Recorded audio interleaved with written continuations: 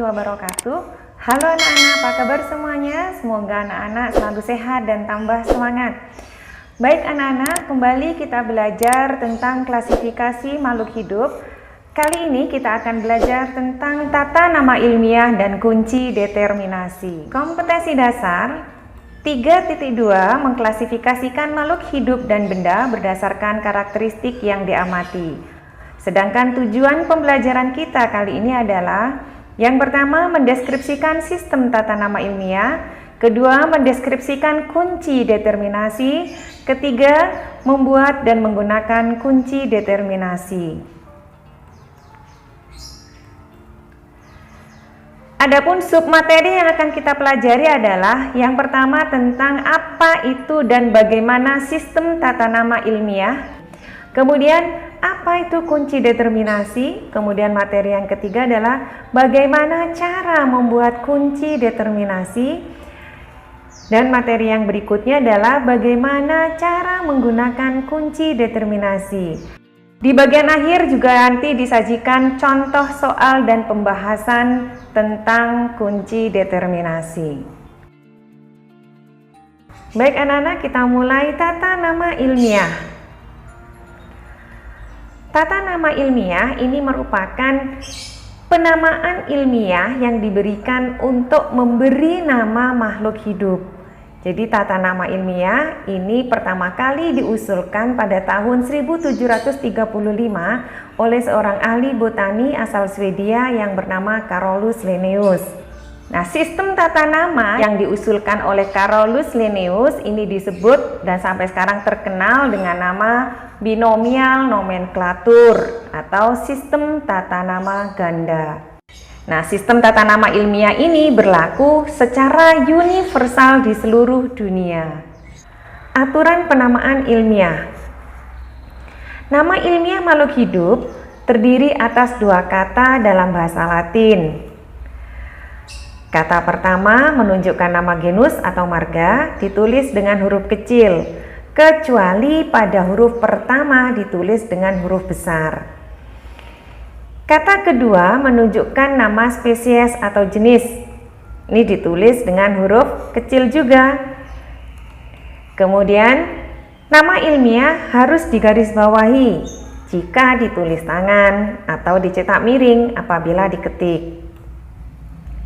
Contoh anak-anak, penamaan ilmiah pada melinju. Melinju ini nama ilmiahnya adalah Netum nemon. Kata pertama ini menunjukkan nama genus, ditulis huruf miring, kecil semua, diawali dengan huruf besar. Sedangkan nemon menunjukkan nama spesies, dicetak miring. Semuanya ditulis dalam huruf kecil. Nah sekarang, mengapa nama ilmiah makhluk hidup menggunakan bahasa Latin? Ada yang tahu jawabannya? Alasan kenapa nama ilmiah menggunakan bahasa Latin adalah agar tidak ada kekeliruan dalam mengidentifikasi makhluk hidup karena tidak ada nama makhluk hidup yang sama persis. Kemudian nama ilmiah jarang sekali berubah. Nama ilmiah ditulis dalam bahasa yang sama di seluruh dunia. Jadi, nama ilmiah ini berlaku secara universal di seluruh dunia. Berbeda dengan nama daerah, untuk menyebutkan satu nama dari makhluk hidup, misalnya pisang, kalau kita menggunakan nama daerah, maka antara orang Jawa dengan orang Aceh ataupun orang Sunda, maka akan berbeda penyebutannya. Tetapi dengan menggunakan bahasa Latin, di seluruh dunia untuk satu jenis makhluk hidup diberikan nama yang sama. Selanjutnya anak-anak, kunci determinasi. Apa itu kunci determinasi? Kunci determinasi ini merupakan cara atau langkah untuk mengenali organisme. Organisme itu adalah makhluk hidup dan mengelompokkannya pada takson makhluk hidup. Kunci determinasi ini berupa uraian keterangan tentang ciri makhluk hidup yang disusun berurut mulai dari ciri umum sampai ke ciri khusus untuk menemukan suatu jenis makhluk hidup. Nah, Kunci determinasi ini digunakan untuk menentukan filum kalau pada hewan atau divisi pada tumbuhan, kemudian menentukan kelas, ordo, famili, genus, ataupun spesies dari suatu makhluk hidup. Dengan kata lain, kunci determinasi ini digunakan untuk menentukan tingkat takson suatu makhluk hidup. Dasar yang digunakan kunci determinasi ini adalah identifikasi makhluk hidup dengan menggunakan kunci dikotom. Kunci dikotom merupakan langkah membuat kunci determinasi yang terdiri atas dua keterangan yang berlawanan dari ciri-ciri yang dimiliki oleh suatu jenis atau kelompok makhluk hidup. Nah, sekarang kita coba belajar membuat kunci determinasi. Cara membuat kunci determinasi. Untuk membuat kunci determinasi perlu memperhatikan hal-hal berikut. Pertama, kunci harus dikotom atau berlawanan sehingga satu bagian dapat diterima sedangkan yang lain ditolak. Kedua, ciri yang dimasukkan mudah diamati. Tiga, deskripsi karakter dengan istilah umum sehingga dapat dimengerti oleh semua orang. 4. Menggunakan kalimat sesingkat mungkin. 5. Setiap kuplet, yaitu pernyataan yang berlawanan, ini harus diberi nomor. 6. Kata pertama dari setiap pernyataan dalam satu kuplet ini harus identik. Contoh misalnya, tumbuhan memiliki bunga, maka pernyataan yang lain adalah tumbuhan tidak memiliki bunga. 7. Hindari pemakaian kisaran yang tumpang tindih atau hal-hal yang bersifat relatif dalam kuplet. Artinya, hindari pernyataan yang bersifat tidak pasti. Misal, panjang daun 4-8 cm. Maka pernyataan ini bisa dirubah panjang daun 4 cm atau panjang daun 8 cm. Baik anak-anak, kita akan membuat kunci determinasi dari beberapa jenis tumbuhan berikut ini. Di sini ada beberapa jenis tumbuhan, ada suplir, lumut, jagung, kedelai, melinjo, dan terung. Dari 6 jenis tumbuhan ini kita akan coba membuat kunci determinasinya. Kita akan mengidentifikasi berdasarkan ciri yang paling umum sampai ke ciri yang paling khusus. Misalnya kita ambil ciri yang paling umum dari 6 jenis tumbuhan ini adalah ada tidaknya spora. Maka kita identifikasi tumbuhan berspora adalah lumut dan suplir, sedangkan yang tidak berspora jagung, kedelai, terung, dan melinjo. Nah, dua pernyataan yang berlawanan ini adalah kuplet. Maka harus diberi nomor 1A dan 1B. Tumbuhan yang berspora selanjutnya kita akan identifikasi lagi berdasarkan ciri yang lebih khusus. Misalnya, berbatang jelas dan tidak berbatang jelas. Tumbuhan yang berspora dan berbatang jelas contohnya adalah suplir. Karena suplir ini merupakan salah satu dari tumbuhan Thyrhodophyta atau tumbuhan paku. Sedangkan tumbuhan yang tidak berbatang jelas adalah lumut. Karena lumut termasuk dalam kelompoknya tumbuhan Bryophyta atau tumbuhan Ptalophyta. Selanjutnya, kuplet ini harus diberi nomor lagi 2A dan 2B.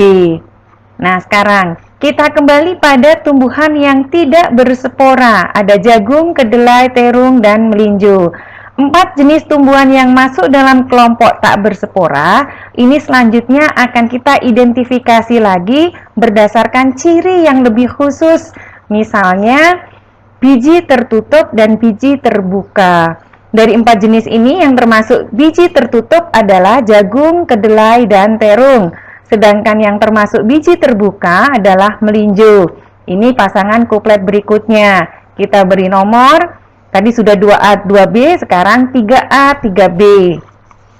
Nah, kelompok biji tertutup masih ada 3 jenis tumbuhan, maka kita akan identifikasi lagi berdasarkan ciri yang lebih khusus lagi. Misalnya berdasarkan keping biji.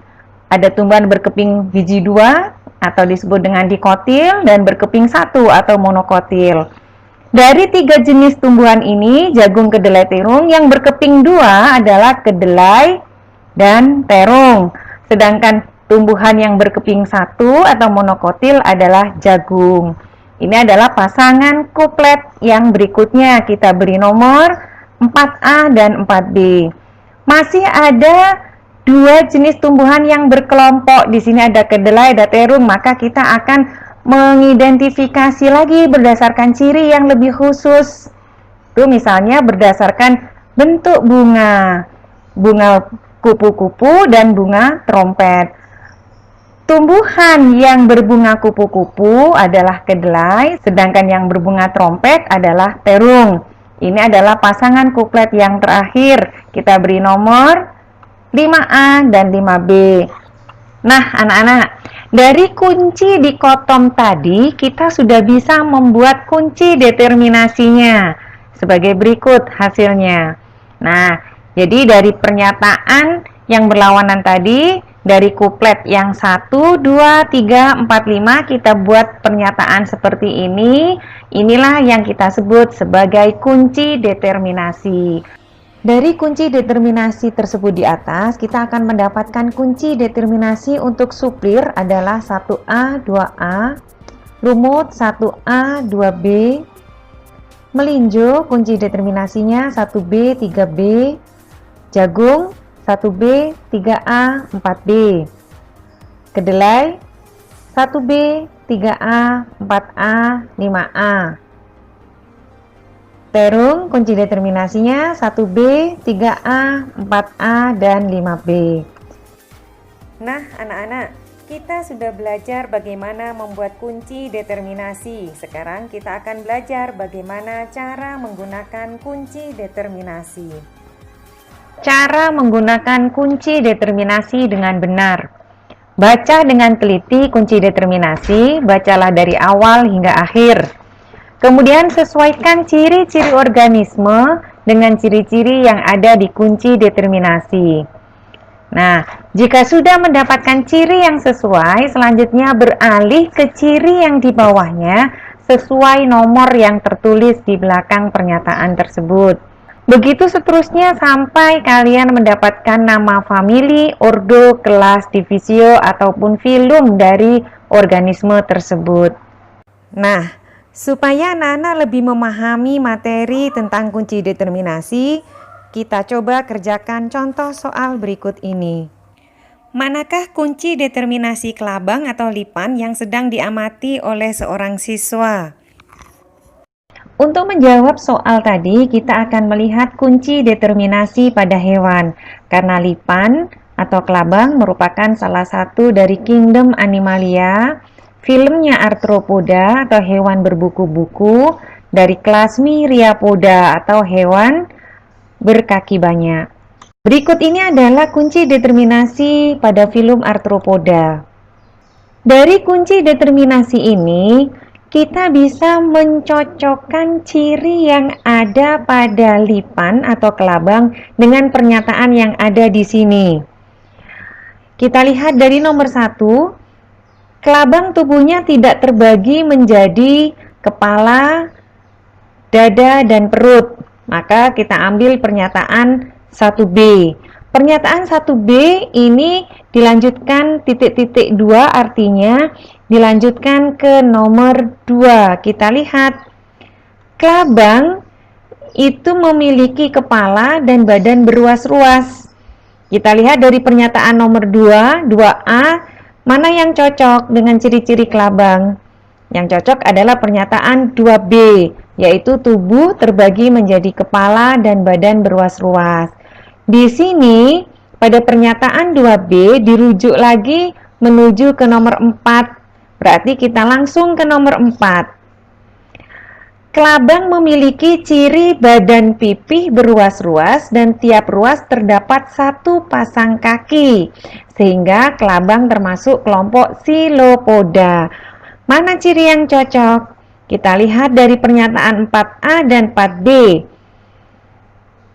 Badan pipih beruas-ruas, tiap ruas terdapat satu pasang kaki. Sedangkan 4B, badan gilik beruas-ruas, tiap ruas terdapat dua pasang kaki. Maka pernyataan yang tepat adalah pernyataan yang 4A. sehingga kunci determinasi dari lipan atau kelabang adalah 1B, 2B, dan 4A. Demikian anak-anak pembelajaran kita kali ini tentang sistem tata nama ilmiah dan kunci determinasi. Selamat mencoba di rumah, selamat belajar. Sukses selalu untuk kalian semua. Wassalamualaikum warahmatullahi wabarakatuh.